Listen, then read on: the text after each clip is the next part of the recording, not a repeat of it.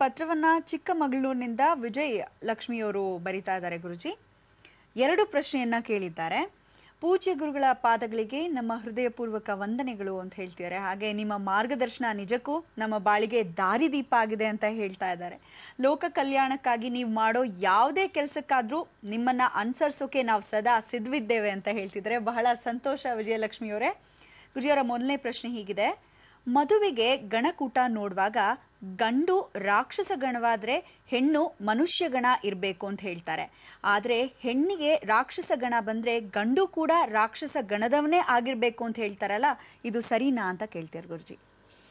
ಇಲ್ಲಲ್ಲಿ ವಿಜಯಲಕ್ಷ್ಮಿ ಅವರೇ, ನೀವು ಕೇಳಿರೋ ಪ್ರಶ್ನೆ ಸಮಂಜಸವಾಗಿರ್ತಕ್ಕಂಥ ವಿಚಾರ, ಸತ್ಯ. ಯಾವತ್ತೂ ತಿಳ್ಕೊಳ್ಳಿ, ಮನುಷ್ಯ ಗಣನಾಗಿದ್ದ ಗಂಡಾದ್ರೆ ಹೆಣ್ಣು ರಾಕ್ಷಸ ಗಣವಾದ್ರೆ ಯಾವ ಕಾಲಕ್ಕೂ ಅವರಿಬ್ಬರಲ್ಲಿ ಕಿತ್ತಾಟ ಇದ್ದೇ ಇರತ್ತೆ. ಮನುಷ್ಯ ರಾಕ್ಷಸನ್ ಕಂಟ್ರೋಲ್ ಮಾಡಕ್ಕೆ ಸಾಧ್ಯವೇ ಇಲ್ಲ.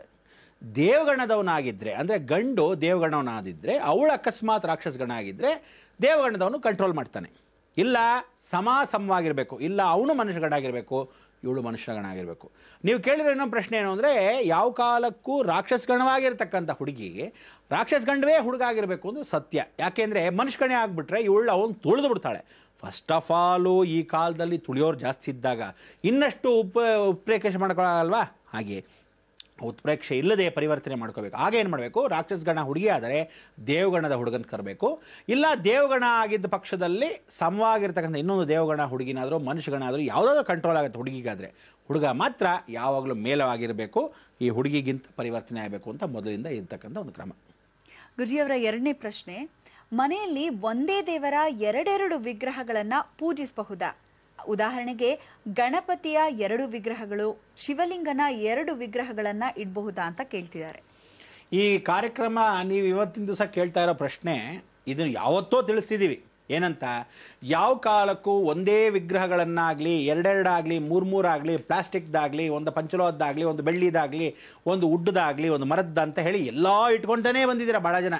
ಇದೆಲ್ಲ ಇದ್ರೆ ಶೋಕೇಸಲ್ಲಿ ಇಟ್ಬಿಡಿ ಅಂತ ಅವತ್ತೇ ಹೇಳಿದ್ದೀನಿ. ಯಾಕೆಂದ್ರೆ ಲಿಂಗವಾಗ್ಲಿ, ನಾವುಗಳು ಯಾವುದೇ ಒಂದು ಗಣಪತಿ ಆಗಲಿ, ಯಾವುದೇ ಒಂದು ದೇವರಾಗಲಿ, ದೇವರ ಮನೇಲಿ ಪೂಜೆ ಮಾಡಬೇಕಾದ್ರೆ ಒಬ್ಬರೇ ಇಡಬೇಕು. ಒಂದು ಮಹಾರಾಜನಿಗೆ ಒಂದು ನೈವೇದ್ಯ ಕೊಡ್ಬೋದು. ಎಲ್ಲರೂ 4-5 ಜನ ಬೇರೆ ಬೇರೆ ಸೋಫಾಲ್ ಕೊಟ್ಟಾಗ ಅವನು ಇಡ್ಲಿ ಕೇಳ್ತಾನೆ, ಇವನು ಪೂರಿ ಕೇಳ್ತಾನೆ, ಇನ್ನೊಬ್ಬ ಬಿಸಿಬೇಳೆ ಕೇಳ್ತಾನೆ, ಇನ್ನೊಬ್ಬ ಚಿತ್ರಾನ್ನ ಕೇಳ್ತಾನೆ. ಆದರೆ ಎಲ್ಲರಿಗೂ ಒಂದೇ ತಟ್ಟೆಲಿ ಊಟ ಹಾಕಕ್ಕೆ ಅವಕಾಶವನ್ನು ಮಾಡಿದಾಗ ಎಲ್ಲ ದೇವ್ರನ್ನೂ ಒಂದೇ ಸಮವಾಗಿ ಒಂದೇ ತಟ್ಟೆಲಿ ಇಟ್ಬಿಟ್ಟಾಗ ಏನ್ ಮಾಡ್ತೀವಿ, ಊಟ ಇಟ್ಟಿದ್ದೀವಿ, ಅದು ಯಾರು ಬೇಕೋ ಹಂಚ್ಕೊಳ್ಳಿ, ಪ್ಲೇಟಲ್ಲಿ ಚೆನ್ನಾಗಿ ಬದಲು ಏನ್ ಮಾಡ್ತೀವಿ, ಚೌ ಇಟ್ಟಿರ್ತೀವಿ, ಬಾಯಿ ಸ್ವಲ್ಪ ಕೈ ಹಾಕ್ತಾರೆ. ಹಾಗೆ ಆ ನೈವೇದ್ಯವು ಹಾಗೆ ಪೀಠವನ್ನ ಇಟ್ಟಾಗ ದೇವರುಗಳಿಗೆ ಎಲ್ಲಾ ದೇವರನ್ನು ಒಂದು ತಟ್ಟೆಯಲ್ಲಿ ಇಟ್ಟಾಗ ಒಂದೇ ಆಸೀನ, ಒಂದೇ ಸಂಕಲ್ಪ, ಒಂದೇ ದೇವತಾ ಬಲ ಅಂತ ಹೇಳಿ ಸಂಕಲ್ಪನ ಮಾಡ್ಕೊಂಡಾಗ ಆ ನೈವೇದ್ಯ ಏನಿಟ್ಟಿರ್ತೀವಿ ಎಲ್ಲರೂ ಹಂಚ್ಕೊಳ್ಳೋಕ್ಕೆ ಒಂದು ಪೀಠ. ಅದಕ್ಕೋಸ್ಕರ ಒಂದೇ ದೇವರುಗಳು ಇಟ್ಕೋಬೇಕು. ಏನಾಗುತ್ತೆ, ಬಲಮುರಿ ಗಣಪತಿ ಅಂತೆ ನಮ್ಮ ಅಜ್ಜಿ ಕೊಟ್ಟರು, ಈ ಕಡೆ ಎಡಮುರಿ ಗಣಪತಿ ಅಂತೆ ನಮ್ಮ ಫ್ರೆಂಡ್ ಕೊಟ್ಟರು, ಇಲ್ಲಿ ಗಿಫ್ಟ್ ಮೊದಲನೇ ಅಳಿಯ ಆಗ್ಬಿಟ್ಟು ನಮ್ಮ ಯಜಮಾನರು ಹೋಗಿದ್ದಾಗ ಮೊದಲನೇ ಮದುವೆ ಆನಿವರ್ಸರಿಗೆ ಇನ್ನೊಬ್ರು ಗಿಫ್ಟ್ ಕೊಟ್ಟರು. ಹೀಗೆ ಎಷ್ಟು ತಂದು ಇಟ್ಕೊಂತೀರ ಗಣಪತಿಗಳು, ಅದೆಲ್ಲ ಎತ್ತೆ ಶೋಕೇಸ್ಗೆ ಇಟ್ಕೊಳ್ಳಿ. ಹಬ್ಬದ ದಿವಸ ಎಲ್ಲ ನವರಾತ್ರಿಗೆ ಇಟ್ಕೋಬೇಕಲ್ಲ, ಅವತ್ತು ಬೇಕಾದ್ರೆ ಎತ್ಕೊಂಡು ಪೂಜೆ ಮಾಡ್ಕೊಳ್ಳಿ. ಹೊರತು ಯಾವುದೇ ದೇವರಾಗಲಿ ರಿಪೀಟೇಷನ್ಸ್ ಇರಬಾರ್ದು. ಯಾವುದೇ ದೇವರ ಕಾರಣದಲ್ಲಿ ಇರೋದೇ ಒಬ್ಬ ದೇವರು. ಇನ್ನೊಂದು ತಿಳ್ಕೊಳ್ಳಿ, ಮೊದಲಿಂದ ಏನು, ಯಾವ ಕಾಲಕ್ಕೂ ಗಣಪತಿ ಅಂದರೆ ಒಬ್ಬನೇ. ಇದು ಎಡಮುರಿ ಬಲಮುರಿ ಅಂತ ಹೇಳ್ತಕ್ಕಂಥ ವಿಚಾರಗಳಿಲ್ಲ. ನಾನಾ ರೀತಿಯಲ್ಲಿ ಬೇರೆ ಬೇರೆ ಫಲವನ್ನು ಬೇರೆ ಬೇರೆ ಅವತಾರದಲ್ಲಿ 32 ವಿಧವಾದ ಗಣಪತಿಗಳಿರ್ತಾರೆ. ಅವರವರು ಎಲ್ಲೆಲ್ಲಿರ್ತಾರೆ ಆ ಫಲವನ್ನೇ ಕೊಡ್ತಾರೆ. ಅದನ್ನ ಬಿಟ್ಟು ಬೇರೆ ಕೊಡೋಕ್ಕಾಗಲ್ಲ. ಡೆಂಟಿಸ್ಟ್ ಕೆಲಸನೇ ಮಾಡಬೇಕು, ಅವ್ನು ಬಿಟ್ಟು ಆರ್ಥೋಪೆಡಿಕ್ ಕೆಲಸ ಮಾಡೋಕ್ಕಾಗಲ್ಲ. ಐ ಸ್ಪೆಷಲಿಸ್ಟು ಬ್ರೈನ್ ಟ್ಯೂಮರ್ ಕೆಲಸನ ನೋಡ್ಕೊಳ್ಳೋಕ್ಕಾಗಲ್ಲ. ಅದಕ್ಕೆ ಅವ್ರವ್ರ ಕೆಲಸ ಅವ್ರು ಮಾಡ್ಕೊಳ್ಳೋಕ್ಕೆ ಪ್ರತ್ಯೇಕವಾಗಿ ಒಂದೊಂದು ದೇವರನ್ನಿಟ್ಟಾಗ ಆ ಸಂಕಲ್ಪ ಏನು ಅಂದರೆ, ಅಭಿಷೇಕ ಮಾಡಿದಾಗ ನಮಗೆ ದೋಷ ಬರ್ತಕ್ಕಂಥದ್ದು 2 ದೇವರಿಟ್ಟಾಗ ಈ ದೇವರನ್ನ ಮಲ್ಲಿಕಾರ್ಜುನ ಅಂತ ಕರೆದಿರ್ತೀರ, ಆ ದೇವರನ್ನ ಸದಾಶಿವ ಅಂತ ಕರೆದಿರ್ತೀರ. ಪೂಜೆ ಮಾಡ್ತಕ್ಕಂಥ ಇವನು ಕೊಡುವಂಥ ಫಲವನ್ನು ಕೊಡ್ತಾ ಇರ್ತಾನೆ, ಅವನು ಕಿತ್ಕೊಳ್ಳೋ ಫಲವನ್ನು ಕೊಡ್ತಾ ಇರ್ತಾನೆ. ಹಾಗೇನಾಗುತ್ತೆ, ನಿಮ್ಮ ಮನೆ ದೋಷವನ್ನು ನೀವೇ ತಲೆ ಮೇಲೆ ಹಾಕೊಂಡಾಗತ್ತೆ. ಅದಕ್ಕೋಸ್ಕರ 2 ದೇವರುಗಳನ್ನ, ಒಂದೇ ರೀತಿಯಾದ 2 ದೇವರುಗಳನ್ನ ಮನೆಯಲ್ಲಿ ಇಟ್ಕೋಬಾರ್ದು. ಅಕಸ್ಮಾತ್ ಇಟ್ಕೊಂಡ್ರೆ ಶೋಕೇಸ್ ಇಟ್ಕೊಂಡ್ರೆ. ಯಾಕೆ ಶೋಕೇಸ್ ಅಂದರೆ, ಪೂಜೆ ಪುನಸ್ಕಾರಗಳು ಆಗದೇ ಇರತಕ್ಕಂಥ ದೇವರುಗಳು ಯಾವತ್ತಿದ್ರೂ ಬೊಂಬೆಗೆ ಸಮಾನ.